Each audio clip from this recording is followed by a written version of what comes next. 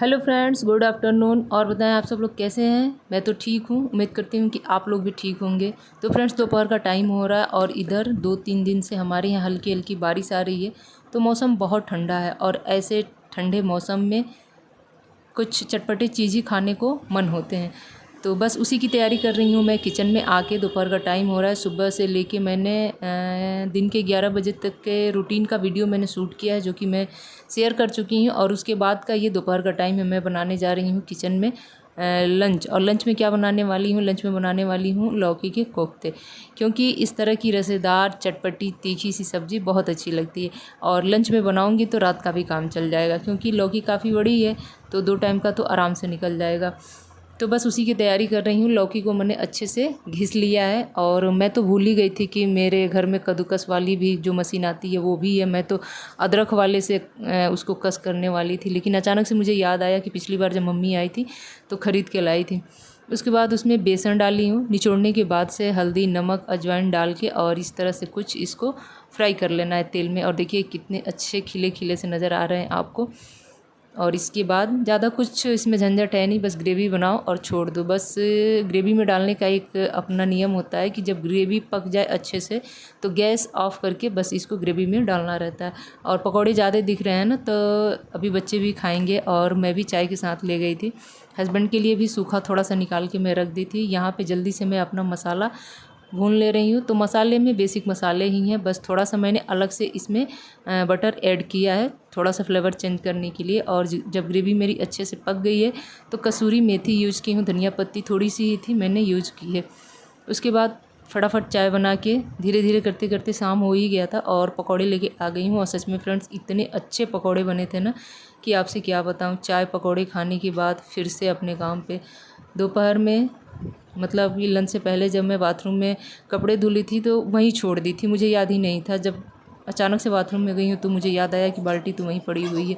फिर मैंने उसे डाला है और उसके बाद कुछ देर तक पीहू पापा आ गए थे तो गप्पे सप्पे हम लोग मारे। उसके बाद फिर पीहू को थोड़ा सा मसाज करना था तो बस बैठ के मैं वही मसाज कर रही थी। उसके बाद फिर किचन में आ जाती हूँ और सेक लेती हूँ फटाफट रोटियाँ, क्योंकि मैंने आपसे बताया था कि लंच के टाइम का ही बचा हुआ है लौकी के कोफ्ते। तो बस उसी से आज काम चल जाएगा मेरा।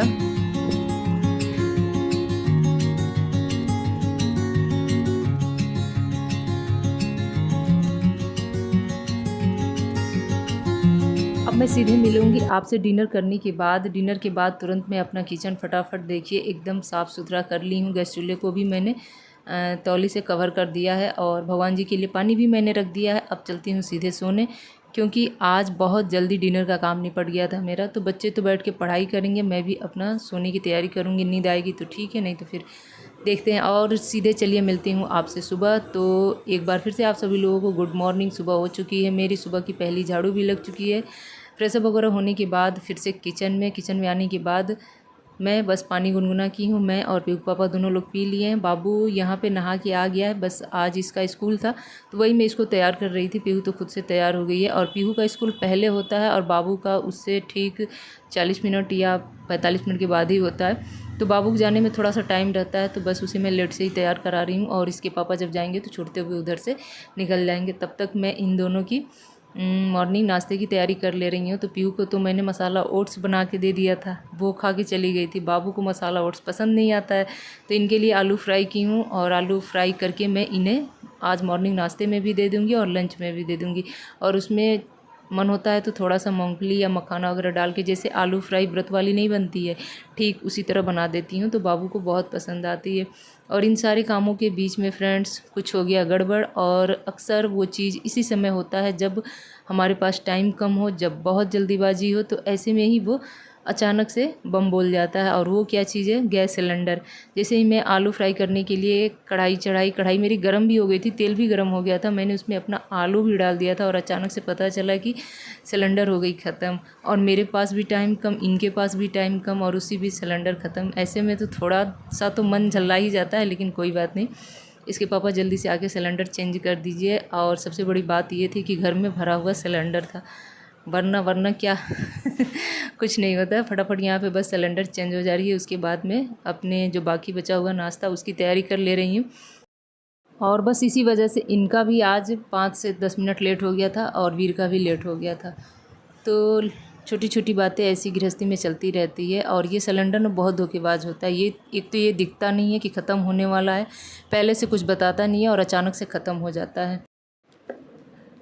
आज मॉर्निंग के नाश्ते में कुछ स्पेशल है नहीं, बस सिंपल सिंपल चीज़ें बन रही हैं। और लंच की तैयारी मैं बाद में करूँगी, पहले इन लोगों को नाश्ता वगैरह में लगा दूँ। बाबू को भी मैंने पूड़ी और आलू फ्राई दे दिया था और इनको भी आलू फ्राई पूड़ी और थोड़ी सी दही थी फ्रिज में, मैंने निकाल के दे दिया था, तो इनका काम चल गया था। इसके बाद इन लोगों को मैं गेट तक छोड़ने नीचे गई थी। आने के बाद फिर अपना इत्मीनान से मैंने 1 कप चाय बनाया और चाय बनाने के बाद फिर से अपने घर के कामों में लग गई थी। तो डेली का लगभग यही रूटीन होता है हमारा। कभी कभी तो एकदम से मन नहीं होता है कि कुछ काम किया जाए, लेकिन क्या है ना कि घर की छोटी छोटी चीज़ों में ही हम लोग अपनी कुछ ना कुछ खुशियाँ ढूंढ लेते हैं। घर का क्लीनिंग, डस्टिंग, झाड़ू पोछा, नाश्ता, लंच, डिनर, सारी चीज़ें ऐसी होती हैं ना कि थोड़ी थोड़ी चीज़ों में कुछ ना कुछ खुशियाँ नज़र आ जाती हैं और उन्हीं खुशियों के बल पे हम पूरे दिन का रूटीन फॉलो कर लेते हैं, बड़े आराम से कर लेते हैं। ऐसा तो हर किसी को लगता है कि रोज़ एक ही रूटीन होता है तो आदमी बोर ही हो जाता है, लेकिन ऐसा कुछ होता नहीं है। बस कभी कभी की बात होती है कि हम बोर हो जाते हैं, वरना डेली हम लोग बहुत अच्छे से रूटीन अपना फॉलो कर लेते हैं। तो इसके लिए क्या है ना कि अपने आप को प्रिपेयर करना किसी भी चीज़ के लिए बहुत ज़रूरी होता है।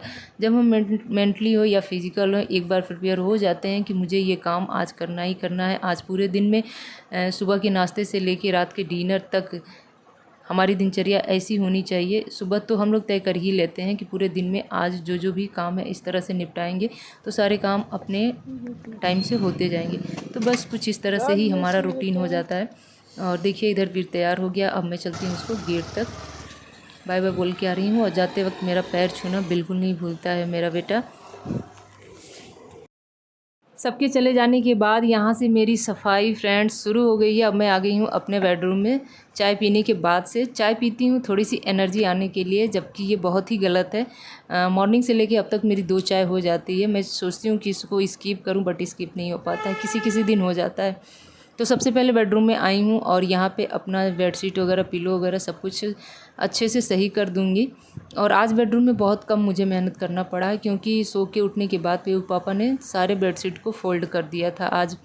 और कूलर आज मेरा बहुत गंदा दिख रहा है मुझे, मैं उसकी भी आज डस्टिंग करूँगी। बेड वगैरह मैं बस मोटा मोटी ऐसे ही साफ़ कर ले रही हूँ, आज इसकी कोई भी डीप क्लीनिंग नहीं करूँगी, क्योंकि आज मुझे जल्दी से घर के सारे काम निपटा के अपने वीडियो की एडिटिंग करनी है।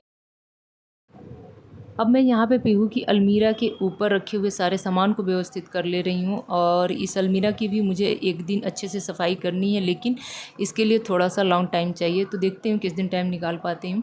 अभी इसके ऊपर ईयरफोन, चार्जर, पानी का बोतल, ग्लास, ये सारी चीज़ें यहीं रखी रह जाती है, क्योंकि रात के टाइम पर हम लोग यूज़ करते हैं और यहीं रहती है जब तक कि मैं मॉर्निंग में उठा के इसे अपनी जगह पर रख ना दूँ।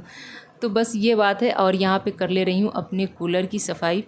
कूलर 2-3 दिन से चल नहीं रहा है, लेकिन इसकी जो बाहर की ब्लेड है जो कि बाहर हवा फेंकती है ना, काफ़ी गंदी हो गई थी। और इसको मतलब एकदम सॉफ्ट कपड़े से लेके पोंछ रही हूँ और सच में इतनी गंदगी निकली थी ना कि मैं आपसे क्या बताऊँ।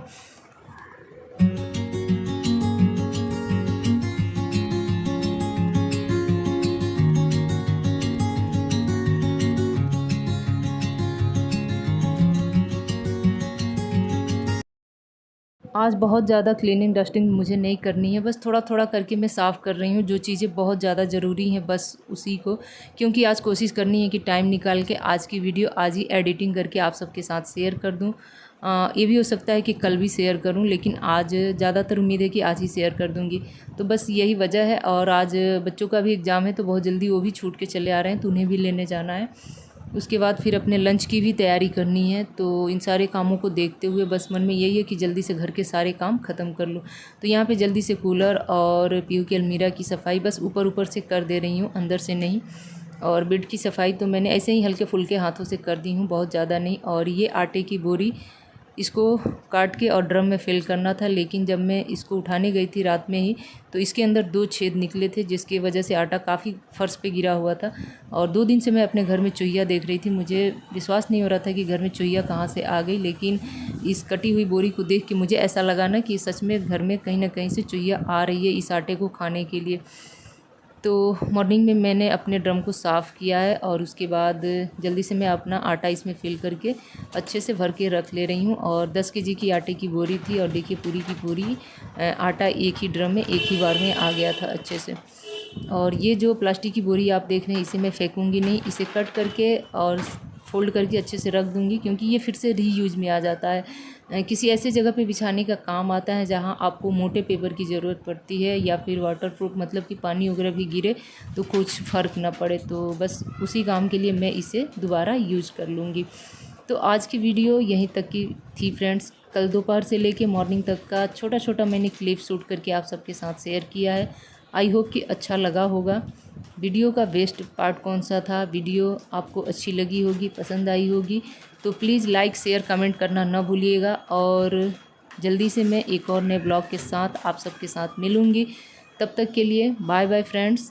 आप सब लोग खूब खुश रहिए, खूब मस्त रहिए, खूब अपना ख्याल रखिए और चलिए मिलती हूँ नेक्स्ट वीडियो में। तब तक के लिए bye bye friends, take care.